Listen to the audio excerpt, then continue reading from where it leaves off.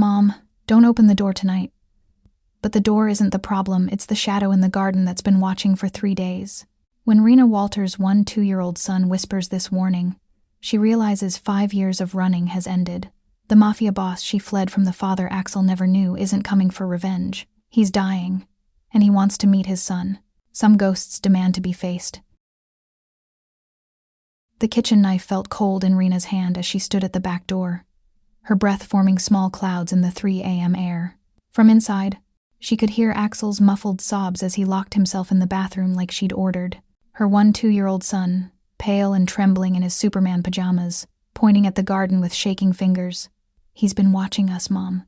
For days." Rena pushed open the door, her body blocking the moonlight from the threshold. She gripped the knife tighter, scanning the darkness. Then she saw him standing perfectly still among her tomato plants, hands visible at his sides, as if he belonged there. As if 5 years of running, of new names, of looking over her shoulder meant nothing. Alan Willis stepped into the porch light. He looked older, thinner. The sharp edges of his face are more pronounced, gray threading through his dark hair. But that predatory stillness, the way he moved like violence contained, that hadn't changed. Rena's knees nearly buckled. "Hello, Rena." His voice was softer than she remembered, rougher around the edges. "You look good. Motherhood suits you." The knife trembled in her hand. Like anyone who'd ever loved Alan Willis, she knew what he was capable of. She'd watched him build an empire on blood and fear, had witnessed his cold efficiency, the way he could smile while destroying someone's world. She'd fled from him with nothing but their unborn child and a U.S. Marshal's promise of protection. "How long?" Her voice cracked. "How long have you been?" 3 days. He gestured toward the garden shed she'd been meaning to clean out. "Your lock's easy to pick. I've been close." His eyes shifted toward the house, toward where Axel was hiding, and something flickered across his face. "He looks like you. Thank God for that." Rena's heart hammered against her ribs. "If you're here to take him, I'm dying." "Rena." Alan's hand stayed at his sides, open, non-threatening, the most dangerous lie he'd ever told her. "The Corelli family. Poison. Slow acting. I have weeks, maybe a month." The words hung between them like smoke. Rena wanted to feel relief, vindication, justice. Instead, she felt the knife grow heavier in her grip. "I didn't come to drag you back," Alan continued, his voice steady despite the confession. "I didn't come to play father. I came because—" He stopped, and for the first time since she'd known him, Alan Willis looked uncertain, vulnerable. "Because he's 12 years old, and I don't even know his name. Because I'm going to die, and my son will grow up with stories about the monster his father was, and—" His jaw tightened. "And maybe he deserves to know I was more than that, even if I wasn't much more." "You lost that right." Rena's voice shook with barely contained rage. "You lost it when you killed that family in their own home. When you made me watch. When you proved that the man I loved never existed." Alan's face didn't change that terrible, practiced stillness. "I know. But he's still mine, Rena. Half of his blood, half of his DNA, half of whatever darkness he inherited, that's from me. Whether you like it or not, I'm his father. And whether I deserve it or not, I'm asking for 2 weeks, just to get to know him before I'm gone." Behind her, through the window, Rena could see Axel's shadow pressed against the bathroom door, listening to his parents' first conversation in 5 years. She thought of all the lies she'd told, that his father abandoned them, that she didn't know where he was, that they were safe. She thought of the knife in her hand and how easily Alan could disarm her if he wanted to. But mostly, she thought of the little boy inside who'd just whispered, "Don't open the door tonight." Because even at 12, Axel already understood that some monsters don't break down doors. They knock politely and ask to be let in. They ended up at Rena's kitchen table because apparently that's where you negotiate with the devil over the same scarred wood where she made Axel chocolate chip pancakes every Sunday, where they did homework, where normal life happened. Alan sat across from her like he was closing a business deal, which Rena supposed bitterly he was. The most important deal of his miserable life. 2 weeks, Alan said, hands folded on the table. No coffee, no pleasantries, just terms.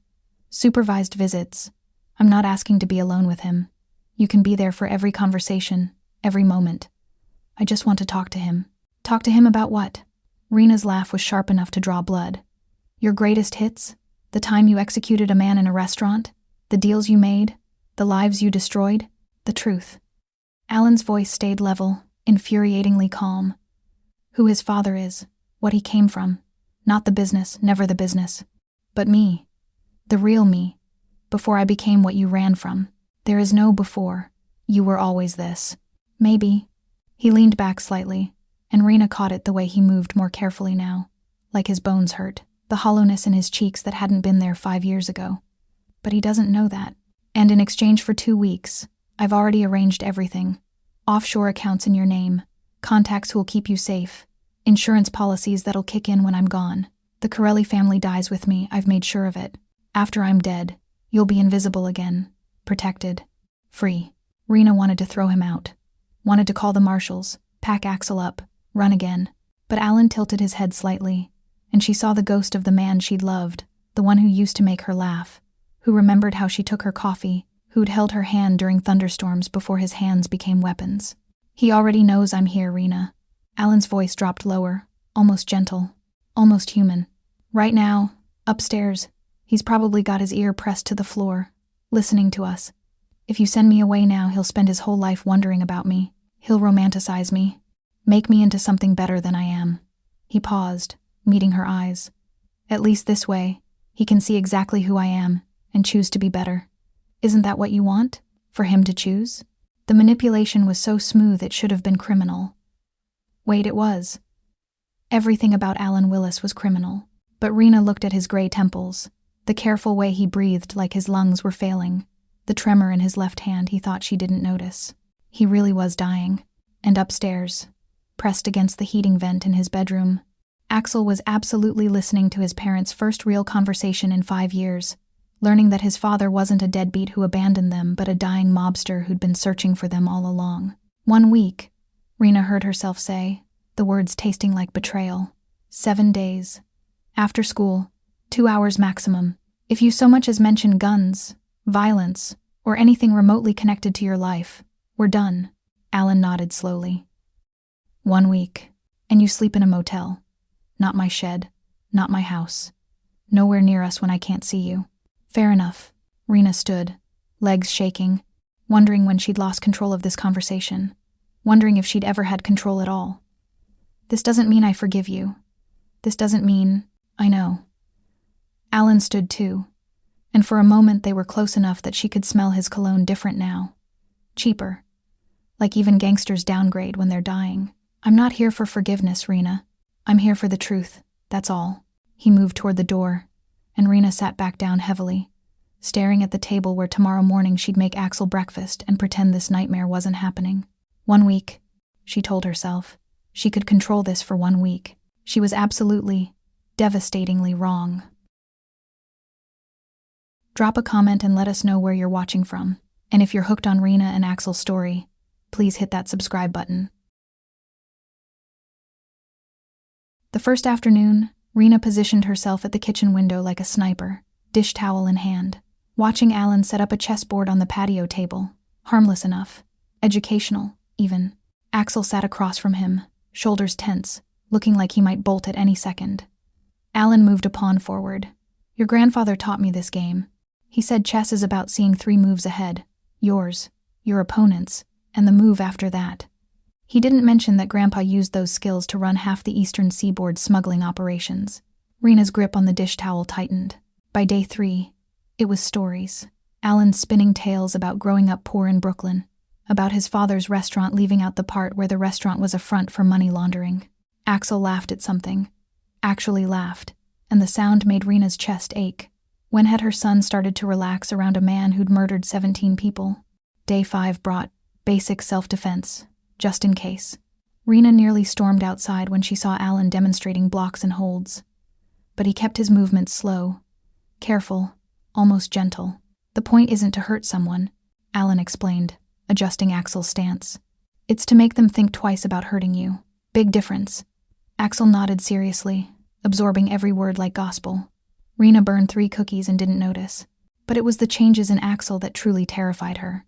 He stopped jumping when doors slammed. Started making eye contact with the grocery store clerk, instead of studying his shoes. When she picked him up from school on day 6, his teacher pulled her aside. Axel stood up to Bradley Mitchum today.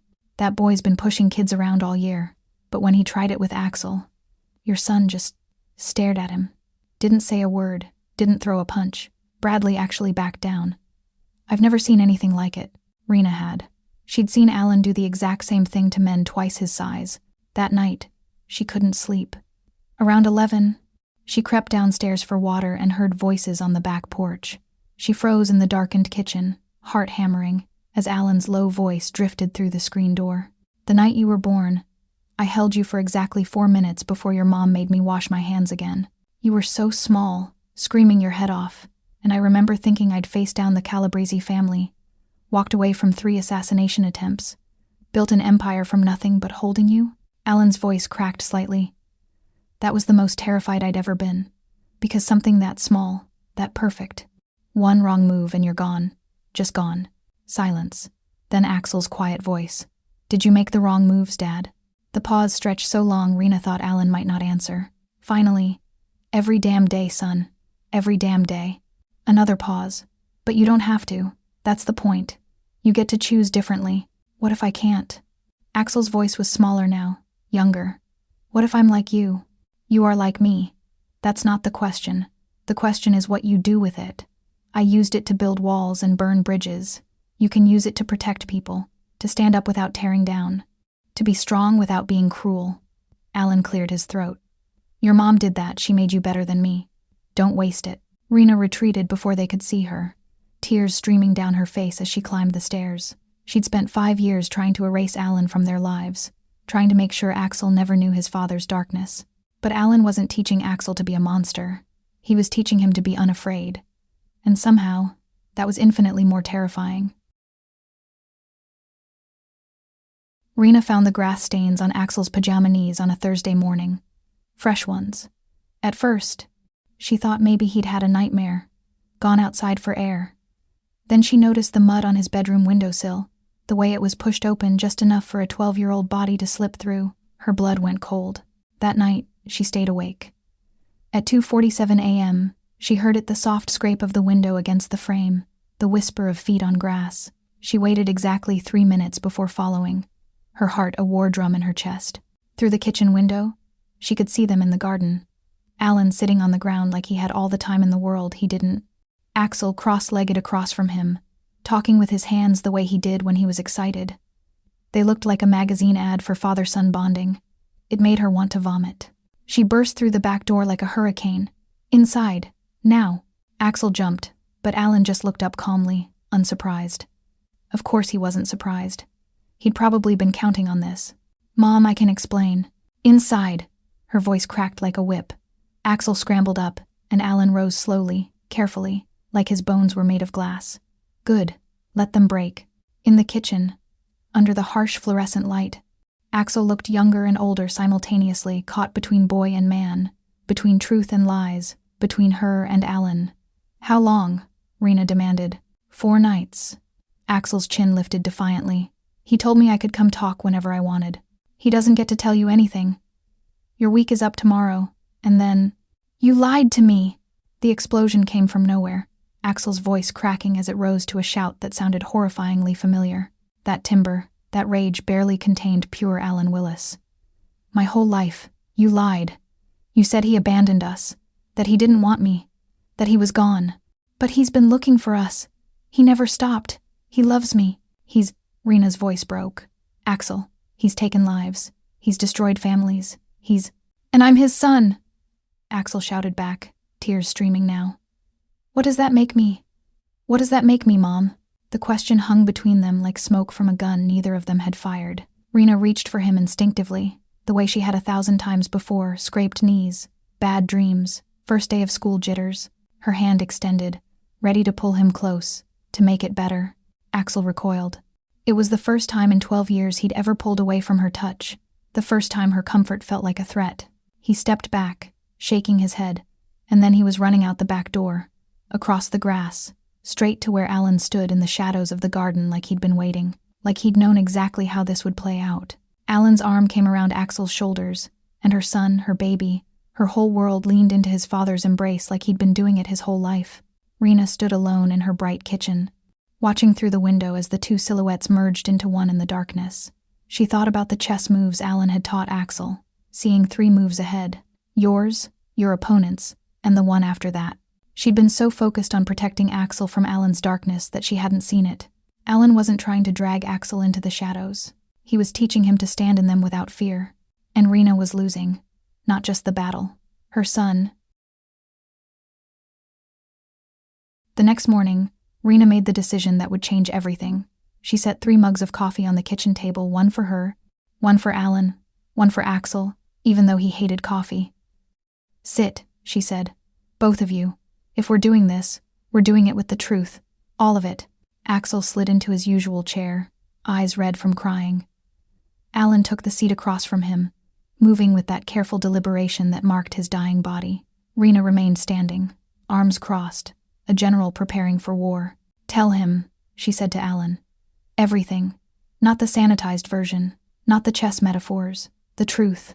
Alan looked at his son for a long moment, then nodded. 17 men. I've personally ended 17 lives. Ordered the deaths of maybe 40 more, lost count after a while. Built an empire on fear, on blood, on making sure everyone knew what happened when you crossed me." His voice stayed level, factual, like he was reading a grocery list. The Delgado brothers suffocated them in their own car.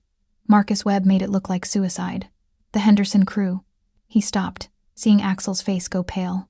"You want me to continue?" "Why?" Axel's voice came out small, young again. "Why would you do that?" "Because I was good at it." Alan's jaw tightened. "Because when you grow up with nothing, when people push you around, hurt people you love, power feels like oxygen. You can finally breathe. I told myself I was protecting people, building something, making sure no one could hurt my family. But really?"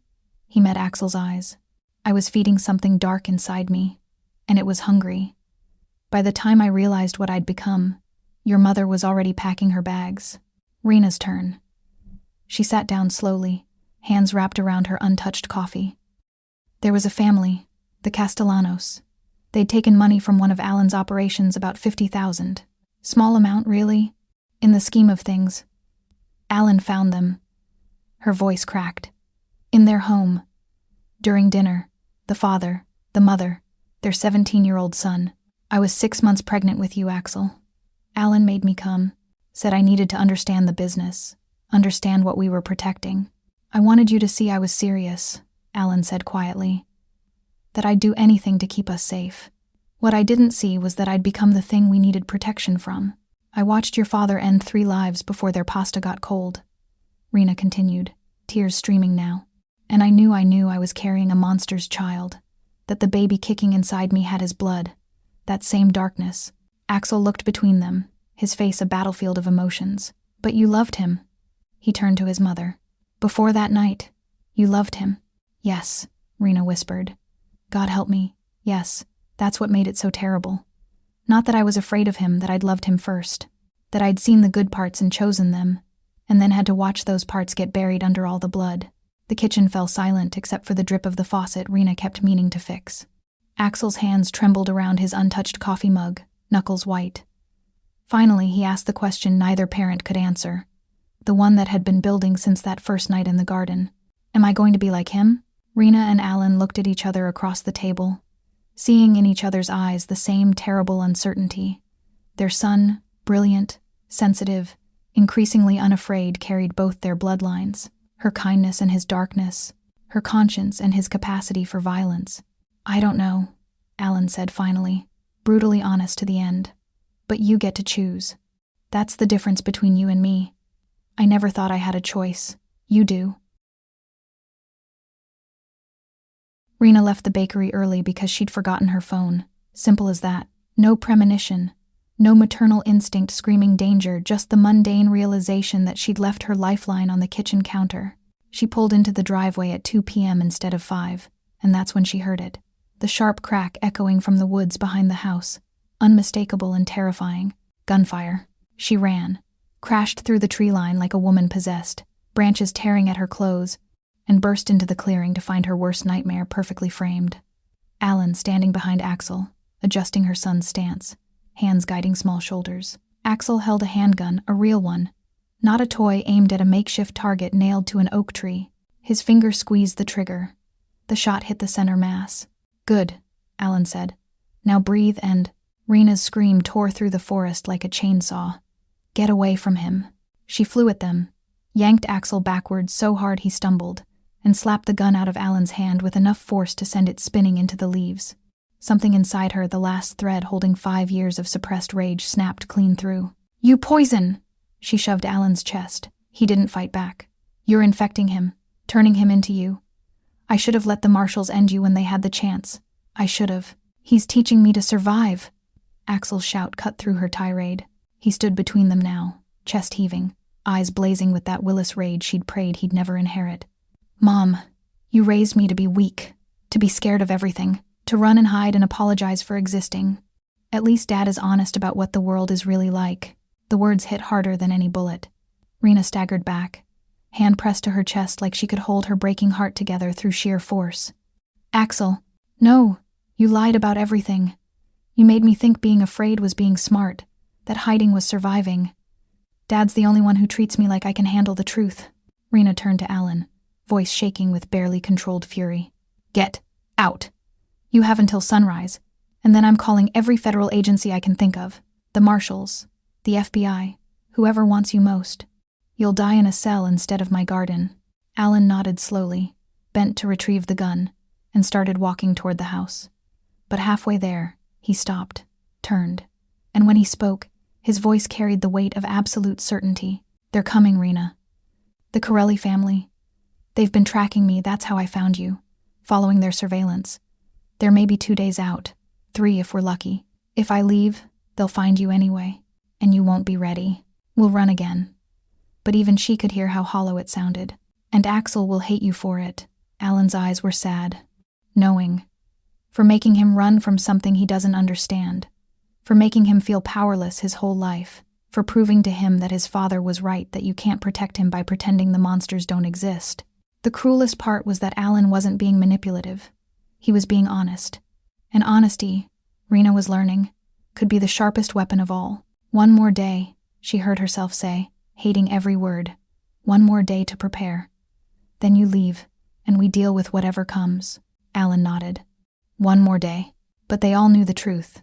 The Corelli family wouldn't wait for their schedule. Monsters never did. They came at 2 a.m. like Alan predicted, because monsters keep excellent schedules. 4 black SUVs, no headlights, rolling up the quiet suburban street like death on wheels. Rena woke to the sound of car doors closing soft, professional, coordinated. She knew that sound. She'd heard it in nightmares for 5 years. Alan was already moving. He'd been sleeping in the living room despite her protests, and now she understood why. "Upstairs," he hissed. "Bathroom. Barricade the door. Now." "How many?" 12. Maybe more. "Go." The front window exploded inward in a shower of glass. Rena grabbed Axel from his room. He was already awake, eyes wide with terror, and dragged him toward the bathroom. Behind them, the house erupted into chaos.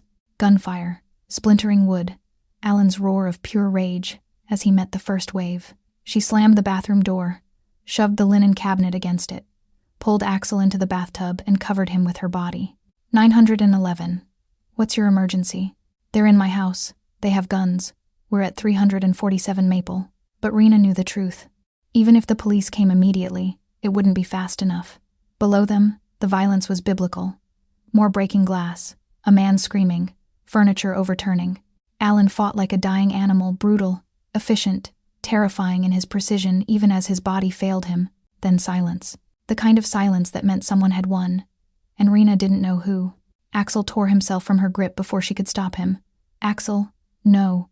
But he was already out the door, thunder down the stairs, and Rena followed, screaming his name, her heart a bomb in her chest.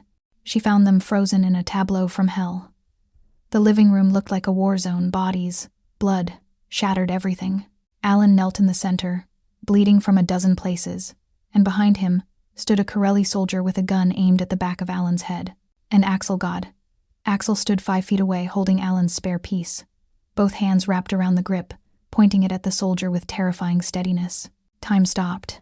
The soldier's finger tensed on the trigger. Axel's hands didn't shake. And Alan, kneeling in the wreckage of Rena's life, looked at his 12-year-old son about to end a human life to save him, and something in his face cracked open. "Axel." His voice was soft, almost gentle. "Put it down. He'll end you," Axel sobbed, but the gun stayed level. "Dad, I know."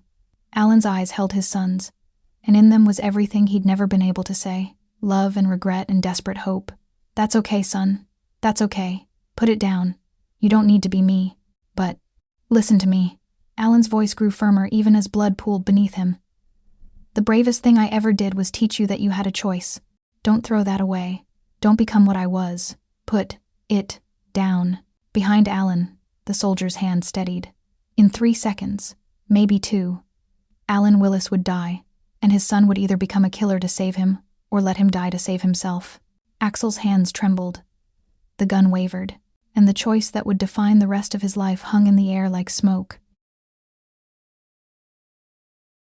The moment stretched like taffy, slow and terrible, each second containing 1,000 possible futures. The Corelli soldier's finger tightened on the trigger. Rena could see the microscopic movement, the beginning of the end. Axel's hands trembled violently now. The gun wavering between determination and horror, Rena lunged forward, knowing she'd never reach them in time, knowing she was about to watch her son either become a killer or watch his father die. Alan made the choice for all of them. He didn't yell at Axel to shoot, didn't try to wrestle the gun away, didn't play hero or villain or any role from his blood-soaked past. Instead, he simply moved, stepped directly in front of his son, between Axel and the soldier, and spread his arms wide like a man embracing fate, making himself the only possible target, making the choice simple. "You came for me," Alan said, his voice steady despite the chaos. "Here I am." The soldier hesitated for half a heartbeat, confused by the surrender, by the strange peace on Alan Willis's face, and that hesitation was all Alan needed. The gunshot was deafening. Alan fell backward into Axel's arms, and for a moment Rena thought that was it, that she'd just watched her son's father die in front of him, that this was how their story ended. But Alan's hand was in his pocket, fingers wrapped around something, and his eyes met hers across the destroyed living room with an expression that said, "I'm sorry for what comes next." He triggered the dead man's switch. The explosions weren't Hollywood dramatic, no fireballs or dramatic music, just sharp, brutal detonations in the walls. The foundation, carefully positioned charges Alan must have planted during those long nights in the garden. The house didn't collapse. It redirected. The blasts drove the remaining Corelli soldiers toward the back exit like sheep through a chute, away from where Rena and Axel huddled, away from Alan's body. Strategic even in death, thinking 3 moves ahead. In the chaos of smoke and screaming and secondary detonations, Alan dragged himself toward his son. Blood spread beneath him in a dark pool that looked black in the emergency lighting. Rena dropped beside them, her hands automatically going to the wound even though she knew God. She knew there was too much blood, too much damage. "Listen to me," Alan gasped, his hand fisting in Axel's shirt with weakening strength. "This ends with me. The Corelli family thinks they got what they came for, but they don't know about you. They never saw you. The marshals will come. New names, new lives. You'll be safe." "Dad," Axel was sobbing, snotty and ugly and 12 years old again. "Dad, I'm sorry, I should've." "No." Alan's grip tightened. "You did exactly right. You chose different. He coughed, blood flecking his lips. "That's all I wanted, all I needed. But I didn't save you." "Yes, you did." Alan's eyes, those cold, calculating eyes that had stared down gangsters and rival families, and death itself softened as they looked at his son. "You saved yourself. That's better." His hand moved to Axel's face, trembling now, leaving a smear of blood across his son's cheek. "Don't ever let anyone tell you that you're only what you're born into. Not teachers, not friends, not some voice in your head that sounds like me. You choose, son. Every single day. You choose." The sirens were getting closer now, police, ambulances, help that would arrive exactly too late. Alan's breathing went shallow and rapid, and Rena knew these were his last moments, that the man she'd loved and feared and fled from was dying on her living room floor. "I'm proud of you," Alan whispered, his hand falling from Axel's face. "Both of you. You made him good, Rena. You made him better than me." Axel collapsed onto his father's chest, sobbing like the child he still was, and Alan's arms came around him one last time, weak, failing, but there. Rena watched as the light dimmed in Alan Willis's eyes, watched as he spent his last breath holding the son he'd only known for 7 days. The sirens screamed up the driveway, and Alan Willis, mobster, father, monster, Redeemed man let go. Alan Willis was pronounced dead at the scene at 2:47 a.m., which Rena thought was grimly appropriate. He'd always had terrible timing. The marshals arrived before the ambulances left, which told her everything about how deep Alan's world had run. They had new identities by sunrise, were on a plane by noon, and by nightfall, Rena Walters and her son Axel were officially erased from existence. Their new names felt like ill-fitting clothes. Their new city, Portland, because apparently the marshals had a sense of irony, was gray and wet and nothing like home. But this time, Rena didn't lie. She told Axel everything as they unpacked boxes in their new apartment. How she'd met his father, who Alan had been before the darkness ate him whole, what their life had looked like before she'd fled, the good, the bad, and the blood-soaked ugly. Axel listened in silence, and when she finished, he asked only one question. "Do you think he meant it?" At the end, "Yes," Rena said without hesitation. "I think your father spent 7 days being the man he should have been his whole life, and I think it broke his heart that he figured it out too late." 3 months later, a lawyer knocked on their door. Not a marshal, not a threat, just a tired-looking man in a rumpled suit holding a manila envelope. "I was instructed to deliver this 90 days after Alan Willis's death," he said, and left before Rena could ask questions she didn't want answered. Inside, a letter and account information for 6 separate offshore banks. Rena's hands shook as she added up the numbers. $4.7 million, nearly $5 million in blood money, money earned from broken bones and broken families, from fear and power and violence wrapped in expensive suits. The letter was addressed to Axel, in Alan's sharp, precise handwriting. "Axel, if you're reading this, I'm gone. Good. You don't need me alive to make you doubt yourself. But you need to know this. I watched you for 2 weeks, and I saw my best parts in you. The loyalty, the strength, the way you love your mother, even when you're angry. And I saw none of my worst parts. That's not my doing. That's yours. You chose to be kind where I chose to be cruel. You chose to cry where I chose to end things. Keep choosing. The money is yours. What you do with it will tell you who you are. Throw it away if it makes you feel clean. Keep it if you're practical. Or, and this is what I hope, use it to become something I never could. Turn my worst into your best. Make something beautiful out of all this ugly. You're not the son of a monster. You're the son of a woman who loved you enough to run, and a man who loved you enough to die. Choose to be better than me, son. It won't be hard. Dad."